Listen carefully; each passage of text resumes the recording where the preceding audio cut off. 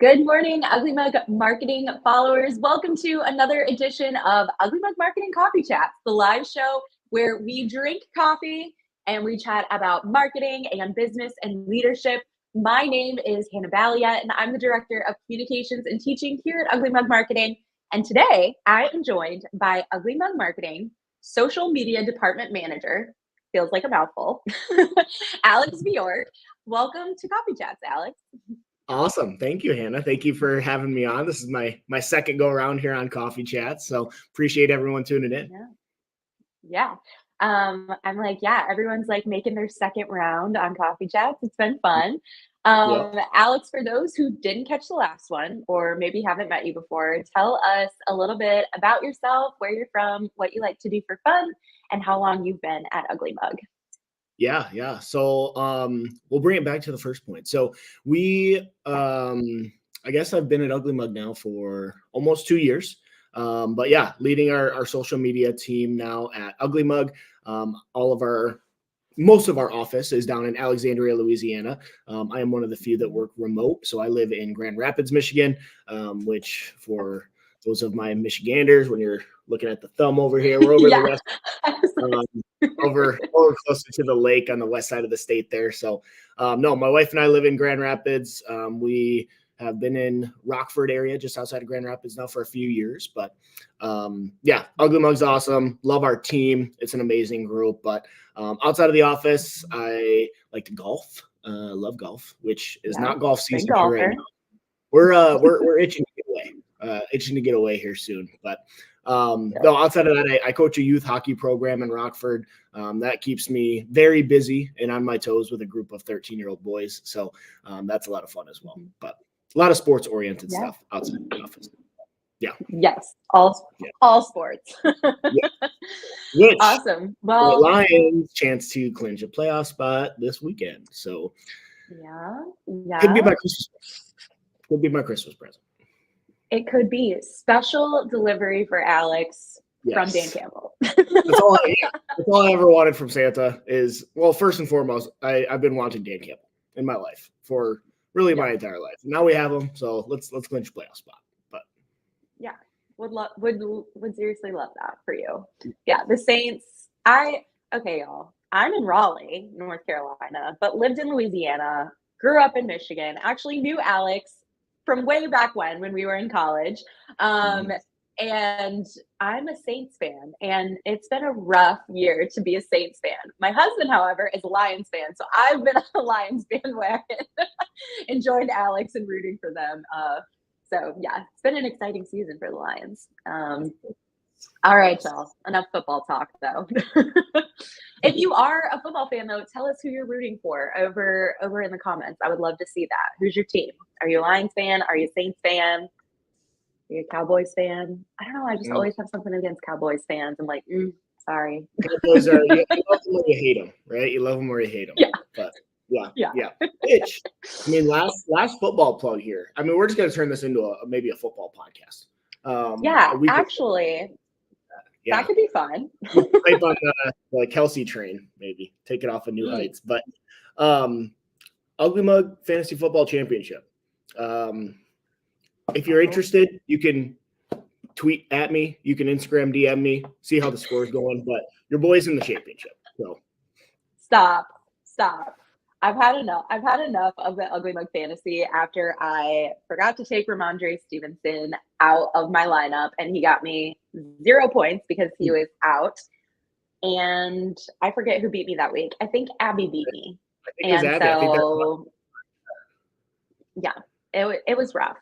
And then I was against Lily this past week, and things did not go well for me either. But we can't let that go to Lily's head. I don't even know if she's been paying attention anymore to her fantasy team, but she did beat me.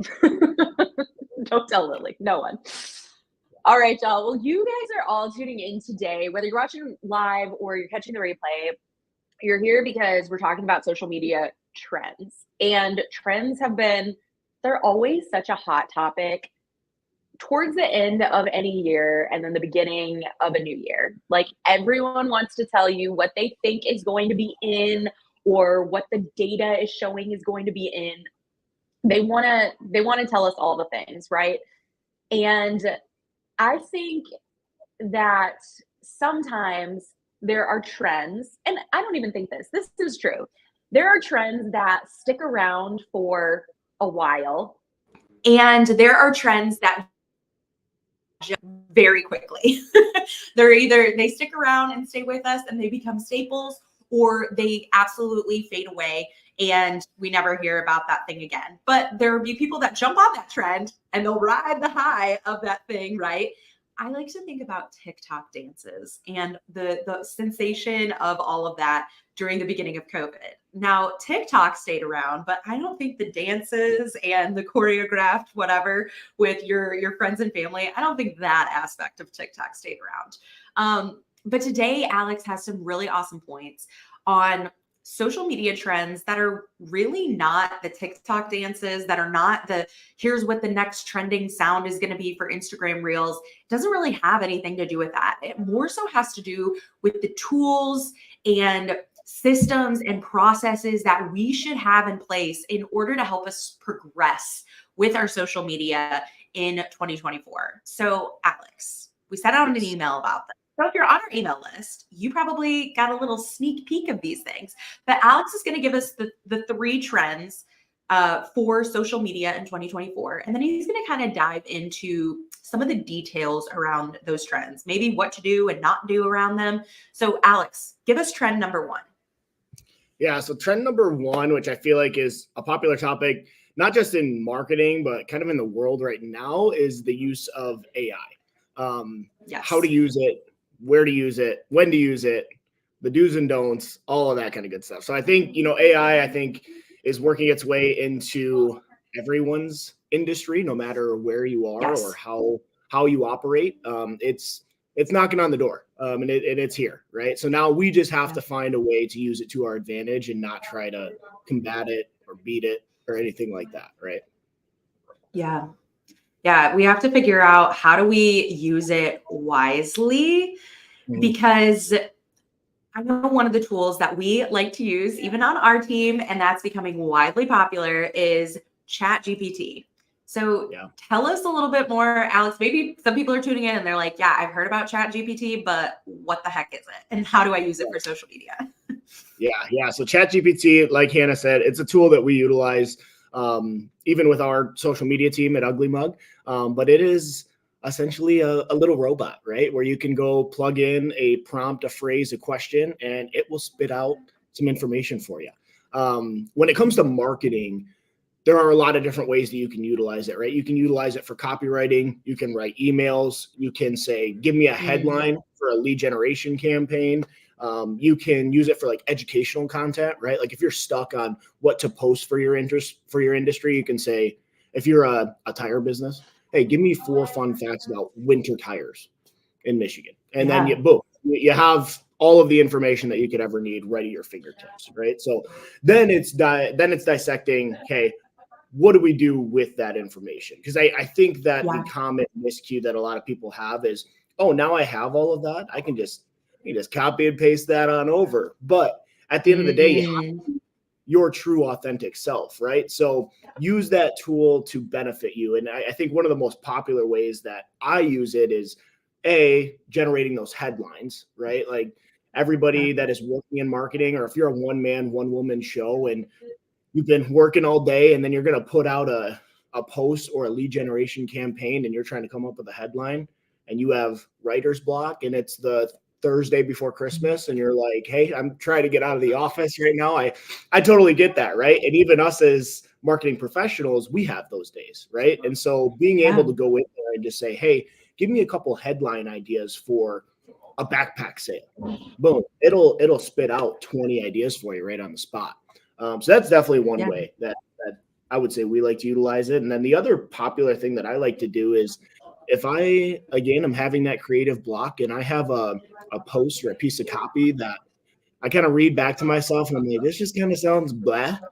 I'll throw it in there and just say, hey, spice this up a little bit. Give this a little something and see what it comes back. See if there's a new phrase or a new word that it spits out where you're like, I'm gonna use that. I'm gonna incorporate that. But I think the balance is you have to find a way to stay true to yourselves. And and come across as an authentic business, right? Because people will pick up on the cues that you're not. Yes. And I think it's so important of everything that you just said. I think the most important takeaway is to not just copy and paste. Friends, if you're watching this, do not just put something into ChatGPT and then copy and paste. It is very obvious. In fact, there have been a lot of studies that are coming out now as ChatGPT has been around for quite some time now, or gaining popularity over this past year, especially. People can tell AI generated content versus someone actually wrote this. And so I think the best way, from what I'm understanding, Alex, the best way that we can use this is for ideas, for that initial maybe chunk of information, and then going back and tweaking it and really making it our own so that it does sound like our authentic business or like ourselves. If we are the face of the business or we are the brand, people can tell if it's AI versus an actual person. Definitely. Yeah. I almost like to think of it like kind of summing it up as this is a brainstorming session almost. You know, I work remote in Grand Rapids, right? I'm alone in my basement right now. And so like if I need to bounce some ideas off of anyone outside of my dog, I have a tool where I can kind of almost collaborate with what everybody else is thinking. So yeah, I love that. All right, y'all, using ChatGPT to help you generate ideas, help you get the past that writer's block, come up with some headlines. That's an important tool that we should be using. It's going to be trending even more than it is right now in 2023. Definitely going to be trending in 2024. All right, Alex, what is trend number 2 that we should care about for social media in 2024? Yeah, so trend number 2 is, I'm going to say automation as a whole, but automation specifically when it comes to lead generation on social media. We live in a world where people want things now, right? Like if I go fill out an inquiry for a company, I expect to hear back from them immediately, whether it is an automatic email that comes to me, whether it is somebody getting a notification and then giving me a phone call immediately. We live in a world where if you wait 3 days, that person has completely moved on to a different company. They are looking at other things. They've probably already bought something else. So automation as a whole. And I like to start off with the example that I went through, and I've used this example in, I think, previous webinars as well. But when my wife and I moved into this home that we have, we did not have any grass or landscaping. So I was looking around at different landscaping companies to come out and hydro seed because I ain't getting out and putting seeds in the ground myself. So I'll do some other stuff, but you know, I'm not hydro seeding my yard. So I went out and I reached out to 4 different landscaping companies here in the greater Grand Rapids area. And now that you work in the professional world, you work in marketing, you almost kind of like, it's almost like an experiment behind the scenes of what are you going to get back from these companies? Because we're on the back end setting all of that stuff up every day. But one company I legitimately never heard back from. Another company sent me an email about like 2 days later that basically said like, hey, look, we're busy. If you want something, call our office. I was like, okay, I'm not calling your office. The next person, it was an automatic email that came through. And it was basically like, hey, thanks so much. We'll be reaching out to you to try to get you a quote scheduled, things like that. But that follow-up never happened. And then the final one was an automatic email that I got back from the company as soon as I placed the inquiry. It said, hey, Alex, thanks so much for your interest. Here's the recap of what you're interested in. We're going to have a customer service rep reach out to you within the next 24 hours. However, if you have any immediate questions, call this link and you won't get a robot. You'll get a person in our office. And so instantly read that email. You're like, okay, this is a good first step. Right. And then an hour later, I get a call from their customer service rep. Extremely nice. They answered all of my questions and I was on the books for the next week without any of those other companies even getting any type of response from me. So how you handle those leads that come in and having things be automated is so incredibly important in today's day and age.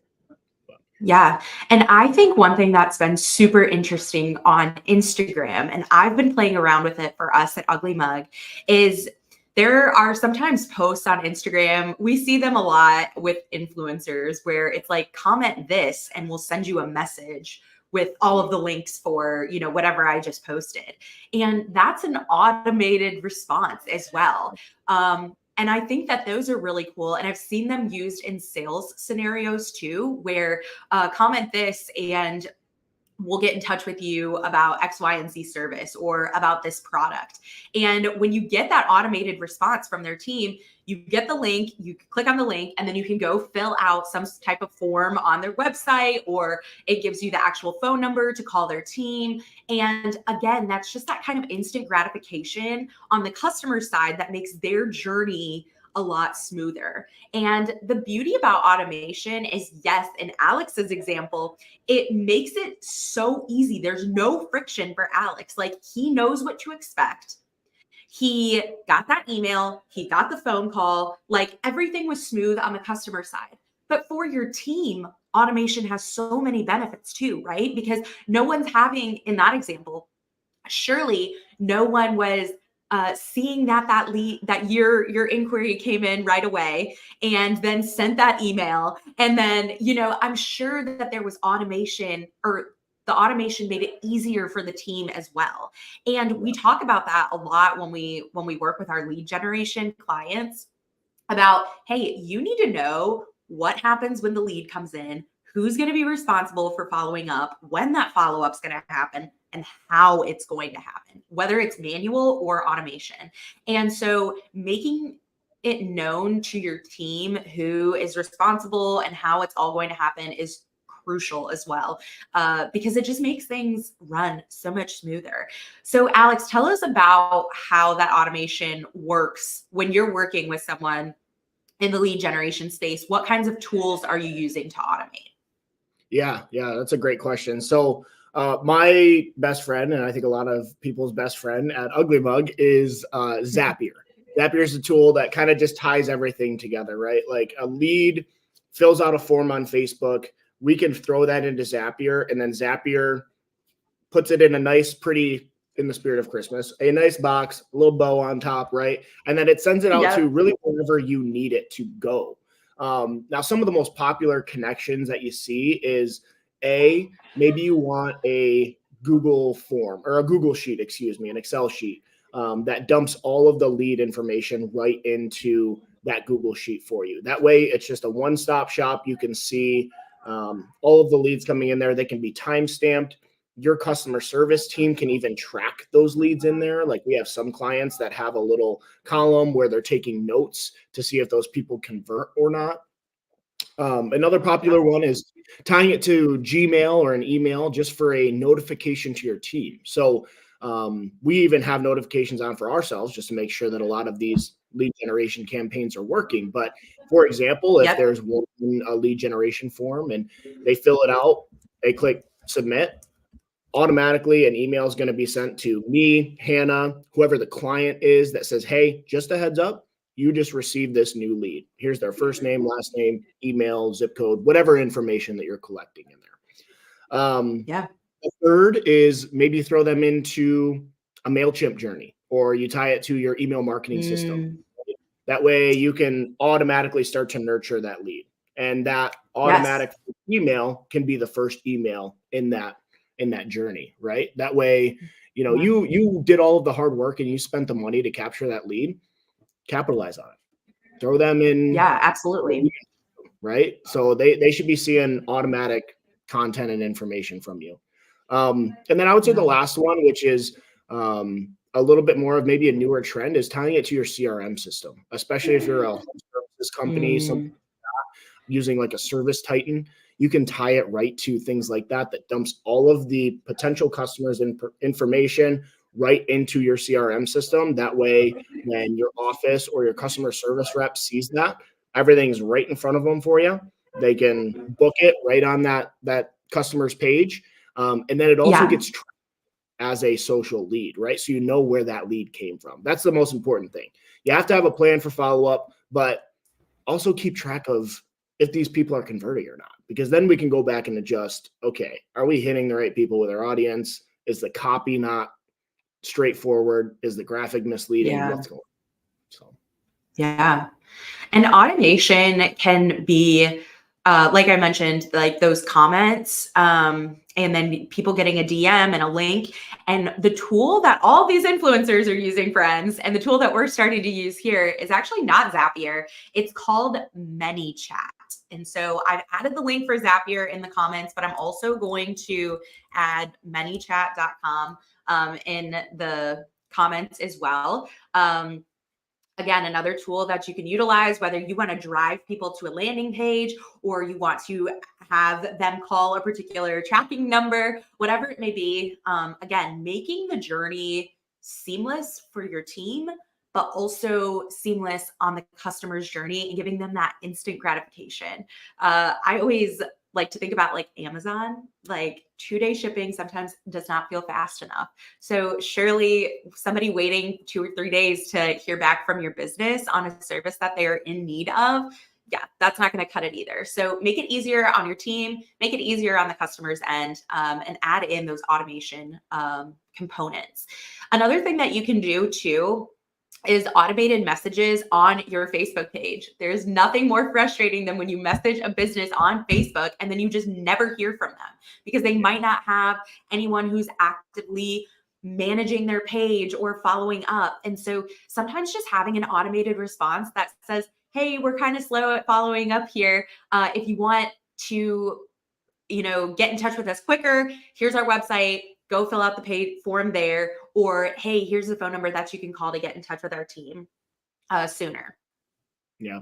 Easy peasy. And those are things that you can set up directly from your page, or if you go into Meta Business Suite, there are all kinds of different messages that you can set up. Like there's away messages, and they have Facebook has templates set up for you too. Like if you want to set an automatic thing that anybody who asks about hours, you can have an automatic response about hours, right? Or anything that you could really dream of. But the automatic reply there also helps because when you go to a business Facebook page, you always see that button of like typically responds within X amount of time. If I go to a company's business page and it's like typically responds within 36 days, I'm like, well, I'm not going to message them. But typically replies within 24 hours or automatically, then I'll talk to them, right?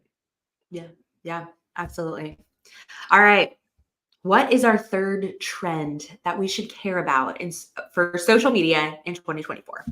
Yes. So first and foremost, there are many, many trends, right? I think we could probably have quite a few coffee chats, maybe like a guzzler of coffee over some of this stuff. Seriously. Well, the third one that we'll chat about today, just because I think with Amazon and so much online shopping nowadays, like it's just coming to the forefront, and that's social commerce, buying things right through social channels. And this is not just Facebook. You see it with TikTok. You see it with Pinterest. There are a lot of different platforms where you are never going to someone's website. You can click a link, you can watch a video, you can buy right from a social channel. And you don't necessarily have to go right to the store. But today's day and age with people buying, Christmas shopping is a prime example. How many folks went out and went Christmas shopping this year or Black Friday shopping? My wife and I went out for a little bit on Black Friday. And I feel like as a kid, you see the moms just like elbowing each other at Toys R Us. But now it's like, well, I got 2-day shipping on this stuffed giraffe. I don't have to go to Toys R Us, So I think that in day and age, it's just a little bit different. So buying directly through social channels is definitely an emerging topic. Yeah, absolutely. So if you're someone who has an e-commerce store and you have that store linked to your Instagram or to your Pinterest or to your Facebook, giving people the ability to make the purchase right there without even having to go to the store is key. And we talk about this all the time, but at the end of the day, every single social media platform, their goal is to get people to spend more time on the platform. And so they're going to reward advertisers and businesses who have pages and accounts on those, who have it connected so that people can spend more time on the platform rather than sending them away from the platform. And so I think that is an excellent point. And of course, we could list so many more trends outside of these that you've given us today here, Alex. But I think that one is really going to be key. I just the other day, what did I buy? I think I must have gotten an ad from like It's the time of year where you can't keep track of what you bought. Oh, yeah. Like the Amazon packages are flowing to the house, right? Like, in fact, Alex told me that he sent me something. And the Amazon packages have just been getting delivered, y'all. And I've just been wrapping them because we are not traveling back to Michigan for Christmas. We have a 6-month-old baby. We're starting new traditions at our home here in Raleigh. And so everyone has been shipping gifts to us. And I've just been assuming this is from my mom. I'm wrapping it. And Alex told me that he sent something to my house and it is wrapped underneath my tree. So it's going to be Christmas present roulette this morning at the Balliet household.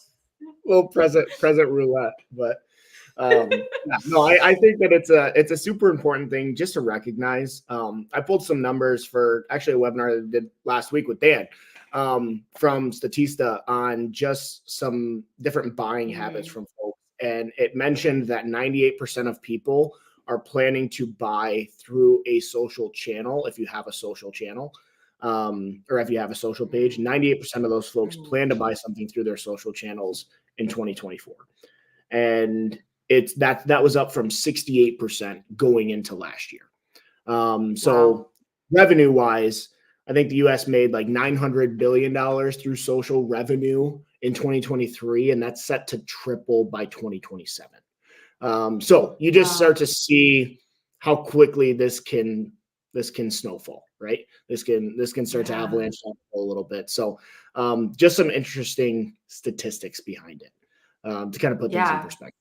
But yeah, that's super helpful. And I think it always is helpful when we have data to back up the trend, right?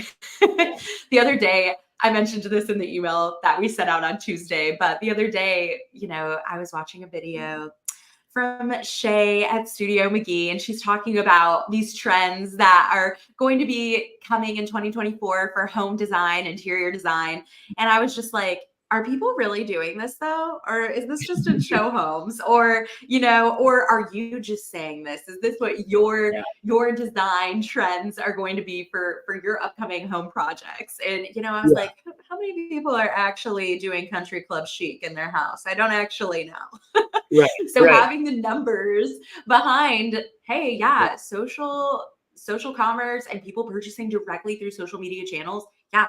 That's going to be a thing, and it's going to be growing. It's going to triple by 2027, and here are the stats and numbers behind that. So yes, I think that context is key. Which I feel like you said, I mean, social ideas and social trends can be a lot of just that, ideas. Like there's not a lot of numbers behind it because you're experimenting, things like that. And similar to the home improvement or the home decor, it's like fashion. Like my wife and I were talking about, apparently the UGG anklet boots are like making a comeback, which like I it might not surprise anyone, but like I'm not the biggest like UGG or fashionista type of guy. So I was just surprised by it because I'm like, I feel like you're very trendy. Well, I feel like I haven't seen a ton. Well, I guess I'm not out there looking for Uggs every day, but I was like, man, did somebody like tell you, like just one person bought some and they were like, no, this is it. And then everybody's like, oh yeah, no, it's it. So it's nice to have some numbers behind it, but. Yeah, for sure. I know. And just the 90s clothes that are coming back too. Like the flared like yoga pants. The Janko jeans and the flared yoga pants. I'm like, what year is it? Right. Soon people are going to start be wearing Victoria's Secret pink yoga pants all over again. I'm like, I'm not ready for it. Or the Juicy Couture jumpsuits. I'm not ready. Ready. Or there are probably people already out there doing that again. I'm like, scary.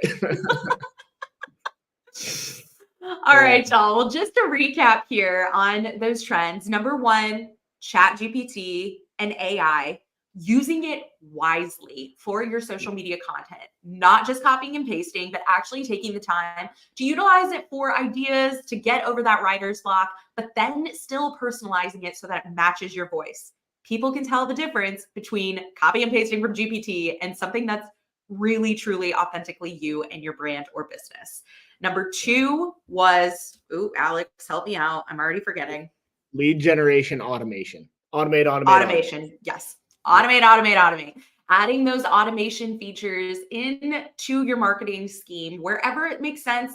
Again, it could be automated emails. It could be automatically taking leads from Facebook and dropping them into your CRM. Wherever you can add some automation to make the flow of the journey, the sales journey, easier for your team and for the customer, going to be key in 2024. And then, of course, this last one, social commerce. Guys, people are buying on social media. They're buying because of social media. And so making sure that your e-commerce brand or business is set up for success on all of the social platforms, whether it's Pinterest, Instagram, Facebook, you name it. Make sure that things are set up properly so that someone can make an easy, seamless purchase on any of those platforms. Did I miss anything?